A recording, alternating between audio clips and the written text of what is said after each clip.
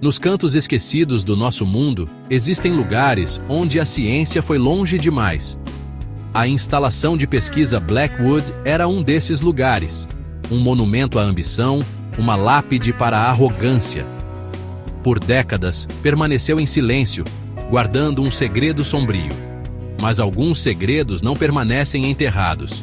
No fundo, um experimento esquecido, Projeto Janus, se agitava. Seu objetivo, abrir uma janela para outra dimensão.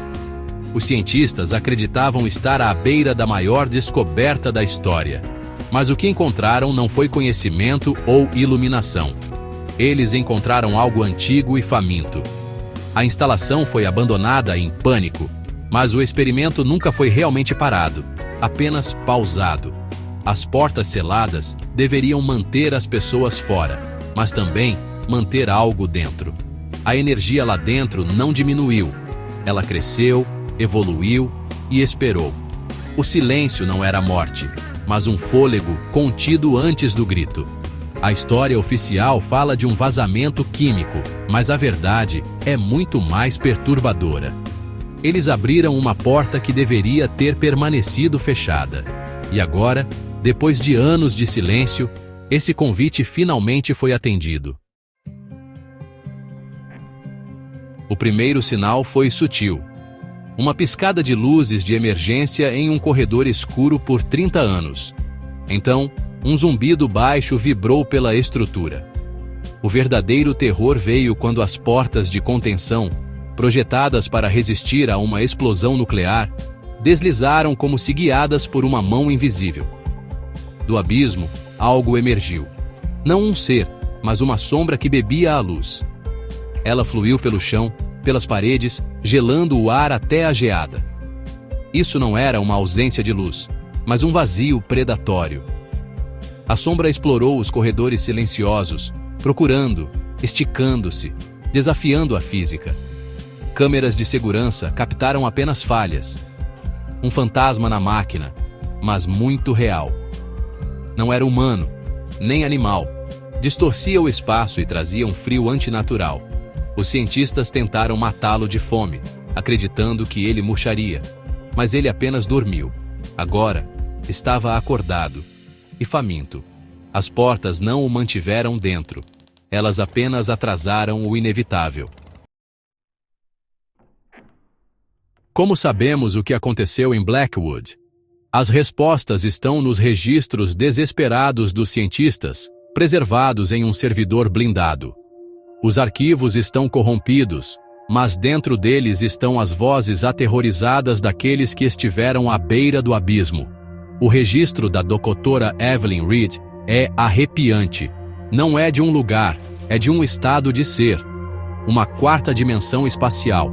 Nunca acreditamos que realmente a encontraríamos. Ela descreve o Array Janus estabilizando por segundos, o suficiente para vislumbrar uma geometria caótica e imutável. E desse caos, algo olhou de volta. O diário do Dr. Kenji Tanaka acrescenta: não experimenta o tempo como nós. Para nós, o portal ficou aberto por segundos. Para ele, isso poderia ser uma eternidade. A criatura não estava apenas explorando o laboratório. Estava experimentando toda a sua história de uma só vez. Os cientistas tocaram uma campainha de jantar entre as dimensões. Eles perceberam tarde demais. Esta não era apenas uma forma de vida alienígena, mas um ser de imenso poder, percebendo nosso mundo como plano e simples. Ele se estendeu, expandindo-se para nossa realidade. Os registros terminam em gritos e metal se rasgando. Eles o desligaram, mas era tarde demais. Um pedaço dele já estava aqui. O experimento havia se tornado uma invocação. Os avisos eram claros, mas ignorados. O passado agora sangrava para o presente. E o pesadelo apenas começou. O que é uma criatura que não obedece ao tempo? Um paradoxo. Uma contradição viva. A entidade da quarta dimensão existia no passado, presente e futuro de Blackwood simultaneamente. Dr. Aris Thorne, o último sobrevivente, Viu a sombra piscar e ouviu ecos de gritos de décadas atrás. A criatura era um eco vivo, um fantasma do próprio tempo. Relógios giravam descontroladamente, café virava pó em segundos. A entidade agitava a linha do tempo, reescrevendo a história de tudo o que tocava. Não podia ser ferida ou aprisionada, simplesmente contornava os obstáculos no tempo. As armadilhas dos cientistas falharam. Ela seguia regras que eles não podiam compreender. Para um ser que experimenta todos os momentos de uma vez, décadas de espera não significavam nada. Agora, enquanto vagava por Blackwood, explorava não apenas o espaço, mas o próprio tempo. Não era carne e osso, mas tempo puro e não adulterado. A instalação era seu playground, e a realidade era seu brinquedo.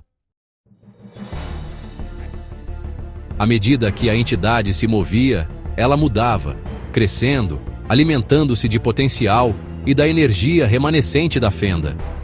Não era mais uma sombra, mas uma maré de geometria impossível e frio arrepiante. O ar engrossava, carregado de estática. Respirar se tornou uma luta. A entidade estava mudando a própria física do laboratório, transformando-o em um pedaço da quarta dimensão. Dr. Thorne, escondido na sala de controle, observava enquanto laboratórios familiares se tornavam irreconhecíveis. A criatura pressionava contra as janelas de observação, distorcendo o próprio espaço. Não estava mais apenas no laboratório, estava se tornando o laboratório.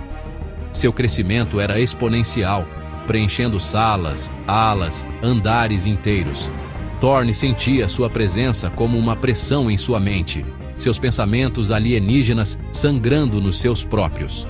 Ele estava preso em um túmulo sendo digerido de dentro para fora. A consciência da entidade se expandia com sua forma. A fuga era impossível. O tempo estava se esgotando.